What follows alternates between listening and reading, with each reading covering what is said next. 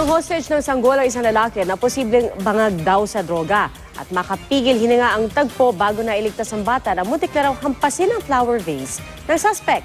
At yan ang tinutukan ni Trisha Zafra. Napasugod ang SWAT sa bahay na ito sa Maynila nang bihagi ng isang lalaki ang sanggol na 11 buwang gulang pa lang.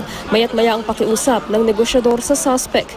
Matapos ang halos 3 oras, pumorma na ang SWAT hanggang sa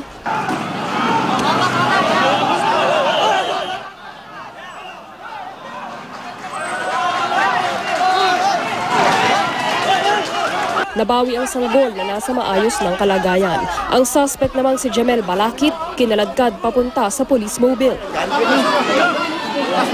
Ayon sa pulisya, pinasok ng suspect ang bukas na gate ng bahay. Nung pumasok na po siya, nangihingi po siya ng kutsilyo. Nang hindi makuha ang gusto, nagwala raw ang suspect. Tumakbo ang ina ng sanggol pero nadulas siya at nabitiwan ang karga niyang anak na agad daw kinuha ng suspect. Sabi ko, wag mo kunan yung anak ko yan eh. Tapos pinulot niya po. Tapos tumakbo na po ako.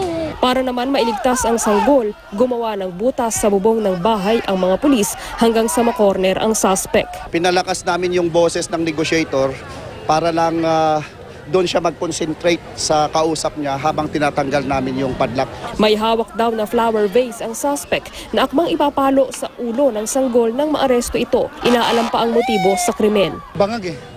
Okay, ano siya?